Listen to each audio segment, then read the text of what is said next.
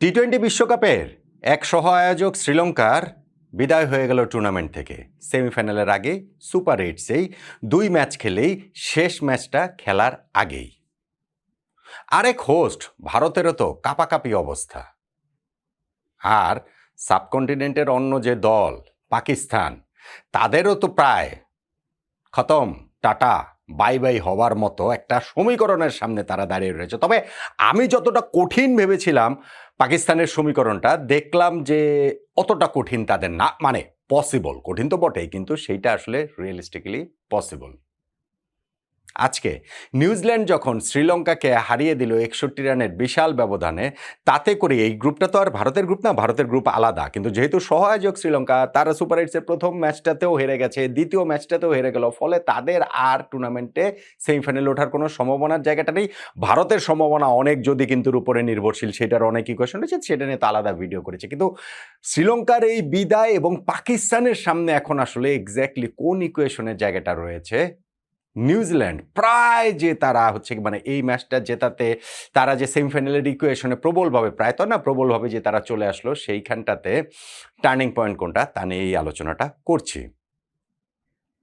দেখুন, টার্নিং পয়েন্টটা যার আগে আমি একটু ইকুয়েশনটা বলি, সেটা বললে বিষয়টা বুঝতে খুব সহজ হবে, সুবিধা হবে। এই গ্রুপে ইংল্যান্ড নিজেদের প্রথম 2টা ম্যাচ সুপার এইটসে জিতেছে, তাদের 4 পয়েন্ট নিয়ে প্রথম দল হিসাবে টি-20 ওয়ার্ল্ড কাপে তারা সেমিফাইনাল নিশ্চিত করে ফেলেছে। নিউজিল্যান্ডের ইকুয়েশনটা হচ্ছে গিয়ে, প্রথম ম্যাচটা পাকিস্তানের সঙ্গে বৃষ্টিতে ভেসে গিয়েছে, এই ম্যাচটা তারা শ্রীলঙ্কাকে হারালো, তাদের পয়েন্ট 3। পাকিস্তান 2 ম্যাচ খেলেছে, তারা নিউজিল্যান্ডের সঙ্গে ম্যাচ বৃষ্টিতে ভেসে গিয়েছে, পরের ম্যাচটা তারা হেরে গিয়েছে ইংল্যান্ডের কাছে, তাদের পয়েন্ট 1। এবং শ্রীলঙ্কা 2 ম্যাচ খেলে 2টাই হেরেছে, তাদের পয়েন্ট 0। ফলে শ্রীলঙ্কা লাস্ট ম্যাচটা যে পাকিস্তানের বিপক্ষে, সেই ম্যাচ যদি পাকিস্তানের সঙ্গে তারা জেতেও, তাদের 2 পয়েন্ট হবে। তো অলরেডি তো 4 পয়েন্ট ইংল্যান্ডের রয়েছে, 3 পয়েন্ট নিউজিল্যান্ডের রয়েছে, ফলে শ্রীলঙ্কা ওই ম্যাচ জিতলেও কোনো লাভ হবে না। আর ইংল্যান্ড তো থ্রু করে ফেলেছে, সেমিফাইনাল উঠে গিয়েছে। এখন এই গ্রুপ থেকে সেকেন্ড দল হিসেবে সেমিফাইনালে যাবে নিউজিল্যান্ড অথবা পাকিস্তান। এই 2টা দলের সামনে ইকুয়েশনটা কি? নিউজিল্যান্ডের 3 পয়েন্ট রয়েছে, তারা যদি শুক্রবার যেই ম্যাচটা রয়েছে ইংল্যান্ডের বিপক্ষে, সেই ম্যাচ যদি তারা জিতে, তাহলেই তারা সেমিফাইনালে চলে যাবে। 3 পয়েন্টের সঙ্গে 2 পয়েন্ট যোগ হয়ে তাদের 5 পয়েন্ট হয়ে যাবে। পাকিস্তানের তো আর 5 পয়েন্ট হওয়ার উপায় নেই, পাকিস্তানের সর্বোচ্চ 3 পয়েন্ট হতে পারে। ফলে ওই ম্যাচটা তারা জিতলে তাদের ওই সেমিফাইনালে তারা থ্রু করবে। ইনফ্যাক্ট বৃষ্টির কারণে যদি এই ম্যাচটা ভেসেও যায়, তাহলেও তাদের 3 পয়েন্টের সঙ্গে 1 পয়েন্ট যোগ হবে, 4 পয়েন্ট হবে। ফলে তখনও যেহেতু বৃষ্টি এইটার একটা রোল প্লে করছে, পাকিস্তান নিউজিল্যান্ড ম্যাচ বৃষ্টিতে ভেসে গিয়েছে, ফলে ইংল্যান্ড নিউজিল্যান্ড ম্যাচটা যদি বৃষ্টিতে ভেসে যায়, তো সেক্ষেত্রেও নিউজিল্যান্ড থ্রু করবে, পাকিস্তানের আর কোনো চান্স থাকবে না। পাকিস্তানের একমাত্র চান্স, শুক্রবারের ম্যাচে নিউজিল্যান্ড যদি হেরে যায় ইংল্যান্ডের কাছে, সেই ক্ষেত্রে নিউজিল্যান্ড 3 পয়েন্টেই থাকবে। পাকিস্তান তখন শনিবারের ম্যাচটাতে শ্রীলঙ্কাকে হারাতে হবে। শ্রীলঙ্কাকে যদি তারা হারাতে পারে, তাদের ওই 1 পয়েন্টের সঙ্গে আরও 2 পয়েন্ট যোগ হয়ে 3 পয়েন্ট হয়ে যাবে। ফলে এই 2টা ম্যাচের কোনো একটা ম্যাচ যদি বৃষ্টিতে ভেসে যায়, তাহলে আর পাকিস্তানের কোনো চান্স নেই। এবং যদি রেজাল্টটা নিউজিল্যান্ড যদি ইংল্যান্ডকে হারিয়ে দেয়, তাহলেও পাকিস্তানের কোনো চান্স নেই। চান্স পাকিস্তানের একমাত্র রয়েছে যদি শুক্রবারের ম্যাচে নিউজিল্যান্ড হেরে যায় ইংল্যান্ডের কাছে, তারা 3 পয়েন্টটাতেই থাকবে। সেক্ষেত্রে শনিবারের ম্যাচে পাকিস্তান যদি শ্রীলঙ্কাকে হারাতে পারে, তাদেরও 3 পয়েন্ট হবে। নিউজিল্যান্ড এবং পাকিস্তান তখন এই 2টা দলের মধ্যে নেট রান রেট যাদের ভালো, তারাই সেমিফাইনালে চলে যাবে ইংল্যান্ডের গ্রুপ সঙ্গী হিসাবে। নেট রান রেটের এই জায়গাটাতেও কিন্তু নিউজিল্যান্ড অনেকখানি এগিয়ে আছে। আজকের জয়ের পরে তাদের নেট রান রেট হচ্ছে গিয়ে +3.050, আর পাকিস্তানের নেট রান রেট হচ্ছে -0.461।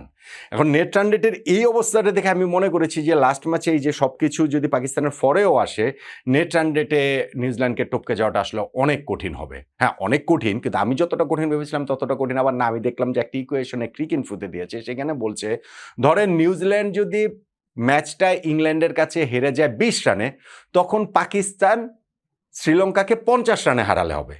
নিউজিল্যান্ড যদি ইংল্যান্ডের কাছে হেরে যায় ধরেন 35 রানে, তখন পাকিস্তান শ্রীলঙ্কাকে 35 রানে হারালে হবে।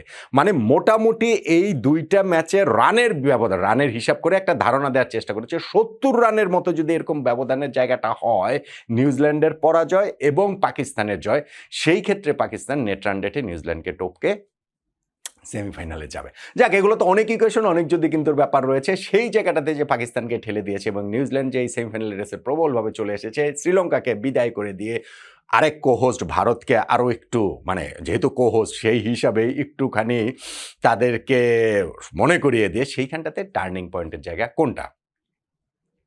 এই ম্যাচটাতে একটা সময় মনে হচ্ছিল শ্রীলঙ্কা জিতবে, সহজেই জিতবে। না, তারা যখন রান চেস করতে নেমেছে, 168 রান তারা করতে নেমেছে, তখন না, এখানটাতে ধরেন প্রথম বলটাতেই পাথম নিসাঙ্গাই ইনফর্ম ব্যাটসম্যান তাকে ম্যাট হেনরি আউট করে দিয়েছেন এবং সেইখান থেকে যে তাদের স্ট্রাগল শুরু হয়েছে ব্যাটিংয়ের শুরুতে, সারপ্রাইজিংলি নিউজিল্যান্ডের বোলারদের সামনে, স্পেশালি তাদের স্পিনারদের সামনে এত হাসফাস শ্রীলঙ্কার ব্যাটসম্যানরা করেছিলেন যে যেইটা দেখার জন্য একটু অদ্ভুত লাগছিল।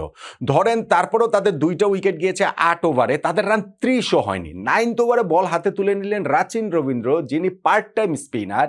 তিনি তার প্রথম 2টা লিগ্যাল ডেলিভারিতে 2 উইকেট তিনি তুলে নিলেন। 2টা স্ট্যাম্পিং তিনি ওই জায়গাটাতে হয়ে গেল এবং সেইখানটাতে কুশাল মেন্ডিস এবং পবন রাতনায়কে, এবং সেই 2 স্ট্যাম্পিংয়ের পরে দেখা গেল যে 9th ওভারে 8.2 ওভারে শ্রীলঙ্কার রান হচ্ছে 4 উইকেটে 29। তো তাতেই কি তারা অনেকখানি পিছিয়ে গেছে না?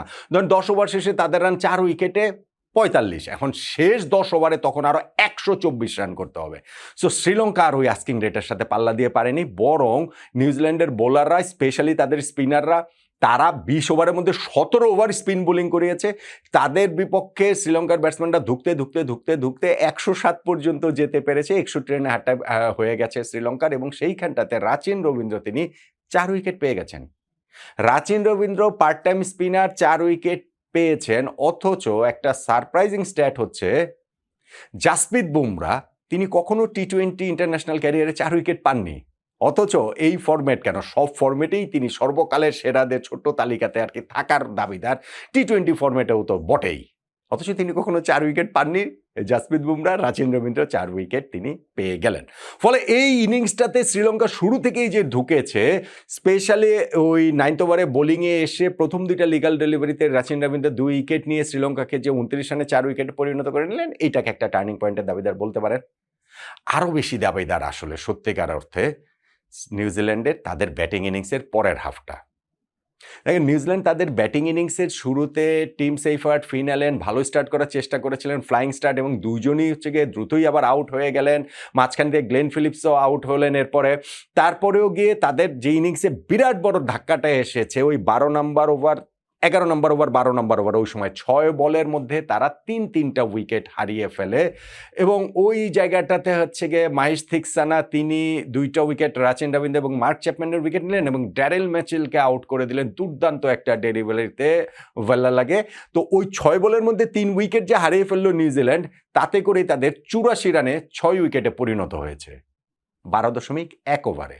সেই দলটা বাকি 7.5 ওভারে আরও 84 রান যোগ করেছে, এবং ওই একটা পার্টনারশিপেই মিচ সেন্টার তাদের ক্যাপ্টেন, এবং হচ্ছে গিয়ে ওই জায়গাটা থেকে তিনি স্পেশালি হচ্ছে গিয়ে দুর্দান্ত একটা ইনিংস খেলেছেন। ইনিংসের একেবারে লাস্ট বলে গিয়ে আউট হয়েছেন, কিন্তু তার আগে 26টা বলে খেলেছেন এবং সেই 26 বলে কত 47 রানের একটা যে ইনিংস খেলেছেন, অন্য প্রান্ত থেকে ওই সেট থেকে হচ্ছে সহায়তা ছিল। দুর্দান্ত একটা পার্টনারশিপ যে হয়েছে, সেই পার্টনারশিপে আসলে নিউজিল্যান্ড ম্যাচটা শ্রীলঙ্কার কাছ থেকে আবার তারা ম্যাচে ফিরেছে। আমি বলবো না 168 রান বিরাট কোনো রান, সেই রান তারা করে শ্রীলঙ্কা জিততেই পারতো না সেটা না, কিন্তু যেটা একসময় মনে হচ্ছিল যে 120 করবে, 84 রানে 6 উইকেট পড়ে গেছে। এই 100-র নিচে 6 উইকেট পড়ে যাওয়ার পর টি-20 ওয়ার্ল্ড কাপে হায়েস্ট স্কোর কিন্তু নিউজিল্যান্ড আজকে করলো সব দলের মধ্যেই।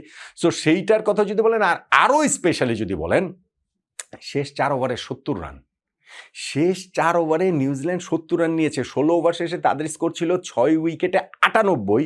সেই দলটা শেষ 4 ওভারে 70 রান নিয়ে 20 ওভার শেষে একেবারে 168 রানে পৌঁছে গিয়েছে। ফলে শ্রীলঙ্কাকে বিদায় করে দেবার এই ম্যাচে, নিউজিল্যান্ডকে সেমিফাইনালের রেসে ফিরিয়ে আনার এই ম্যাচে, পাকিস্তানের আরও একটু জটিল সমীকরণের সামনে তাদেরকে ফেলে দেওয়ার এই ম্যাচটাতে যেইখানে নিউজিল্যান্ড 61 রানে জিতেছে, তাতে আমার কাছে টার্নিং পয়েন্ট নিউজিল্যান্ডের বোলিং ইনিংসের শুরুর ওই অংশটা ছাপিয়ে, রাচিন রবীন্দ্রর প্রথম 2টা লিগ্যাল ডেলিভারিতে 2টা উইকেট ছাপিয়ে আসলে এই নিউজিল্যান্ডের ব্যাটিং ইনিংসের 7th উইকেট পার্টনারশিপ, স্পেশালি তাদের শেষ 4 ওভারের 70 রান তোলা। একমত কি হবেন আপনি আমার সঙ্গে? হওয়ার তো কথা নাকি?